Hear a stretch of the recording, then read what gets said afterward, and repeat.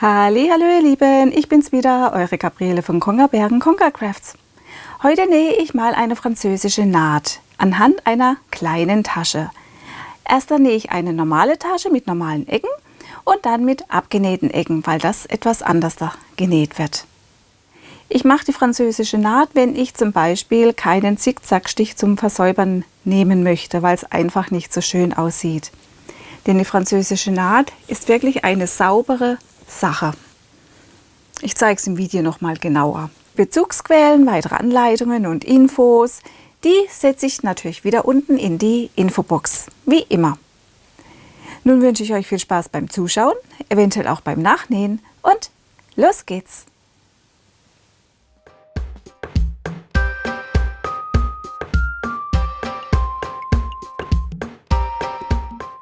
Dies sind die beiden Täschchen. Die hier mit normalen Ecken und diese mit abgenähten Ecken, wodurch ein Boden entsteht. Und innen sieht das so aus. Die Nahtzugabe wird einfach eingenäht. Dadurch kann sie nicht ausfransen und sieht auch noch gut aus.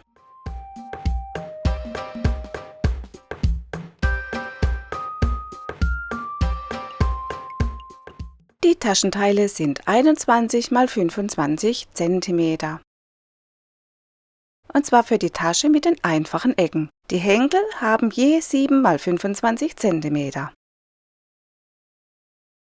Diese Taschenteile haben die gleichen Maße, nur dass hier unten 2 Quadrate mit 2 x 2 cm rausgeschnitten sind. Und zwar für diese abgenähten Ecken. Und auch die Henkel sind gleich wie bei der anderen Tasche. Zu den Taschenteilen: linke Seite, rechte Seite, links, rechts. Jetzt müsst ihr etwas umdenken, denn bei der französischen Naht fangen wir anders an. Wir legen die Teile dieses Mal links auf links. Dann zusammennähen mit ungefähr 0,5 cm Nahtzugabe. Die lange Seite, die kurze und die lange. Anfang und Ende verriegeln.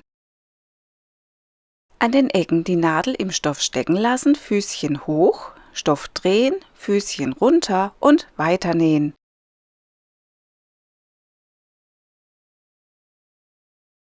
Die Nahtzugabe bis auf ca. 2 bis 3 mm zurückschneiden. An allen 3 genähten Seiten. Und die Ecken schräg abschneiden, aber nicht die Naht. Nun alles auf links wenden. Hört sich seltsam an, gell? Normalerweise wendet man auf rechts. Die Ecken und die Kanten gut rausholen bzw. rausdrücken.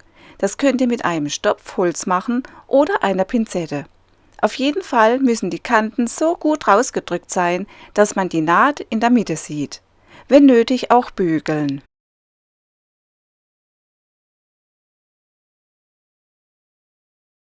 Ich stecke mir ein paar Nadeln. Diese Nahtzugabe schließen wir jetzt ein. Dazu etwas weiter als die Nahtzugabe zusammennähen, also vom Rand ca. 0,5 cm entlang nähen. Wenn ihr könnt, die Nadel nach rechts verstellen, so dass sie ca. 0,5 cm vom Rand einsticht. Ansonsten das Füßchen entsprechend überstehen lassen. Ja, das sind 0,5 von der Nadel zum Rand. Anfang und Ende verriegeln.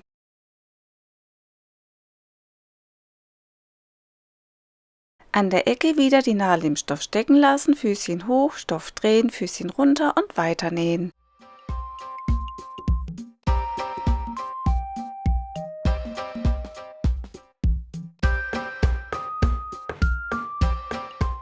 Jetzt oben ca. 2 cm umklappen und nochmals umklappen und gut bügeln.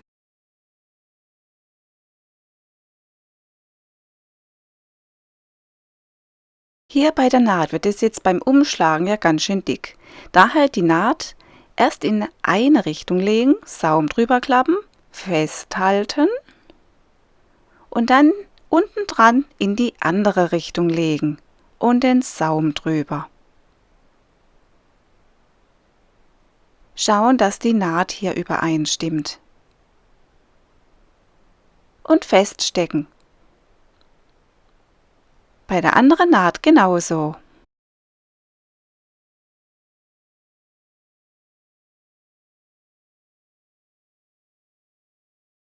Die Henkelstoffstreifen der Länge nach rechts auf rechts falten und stecken, wenn ihr wollt. Und beim anderen Streifen genauso. Dann der Länge nach und an einer kurzen Seite zusammennähen. Die hier bleibt offen. Anfang und Ende verriegeln. Die Nahtzugabe nur an der Längsseite zurückschneiden. Und wenden. Ich probiere heute mal dieses Wendewerkzeug aus. Das Röhrchen bis zum Ende reinschieben und von hier das Holzstäbchen dagegen.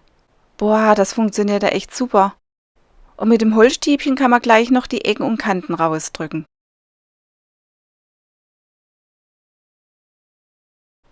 Das kurze zugenähte Ende abschneiden. Und beide Henkel gut bügeln. An den Längsseiten absteppen mit Stichlänge 3,5.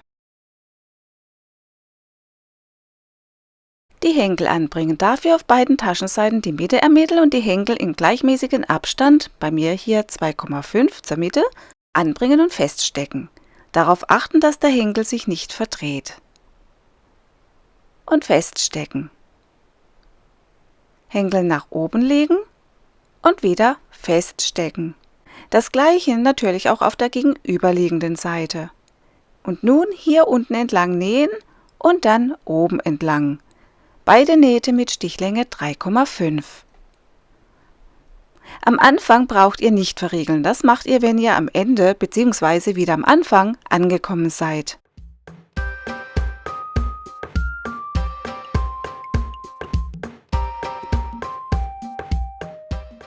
Das erste Täschle mit einfachen Ecken ist fertig. Das sieht von innen doch super aus, oder?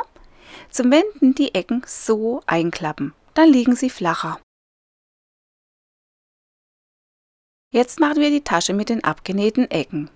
Links, links, rechts, rechts. Und auch hier zuerst links auf links zusammennähen.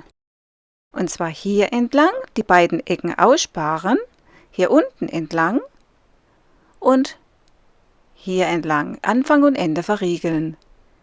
Nahtzugaben zurückschneiden, wie bei den einfachen Ecken.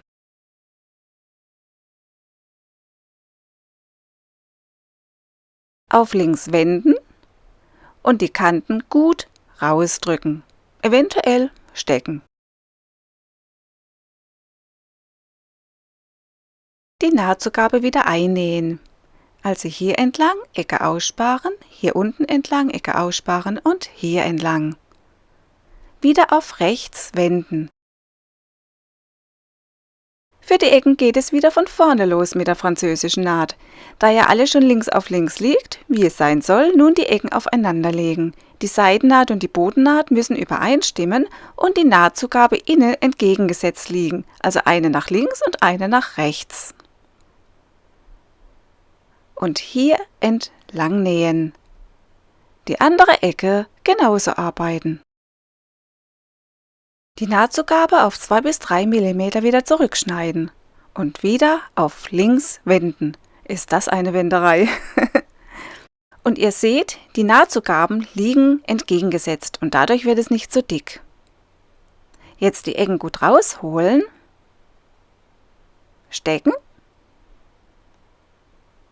und wieder hier entlang nähen bei beiden Ecken, sodass die Nahtzugabe wieder eingeschlossen wird. Da das Ganze ziemlich dick ist, benutze ich einen selbstgenähten Höhenausgleich und die Nadel ist wieder nach rechts versetzt. Dann genauso wie bei der Tasche mit normalen Ecken den Saum oben umbügeln, die Henkel anbringen, umnähen und fertig. Ich hoffe, es hat euch gefallen und vielleicht bis zum nächsten Mal. Tschüss!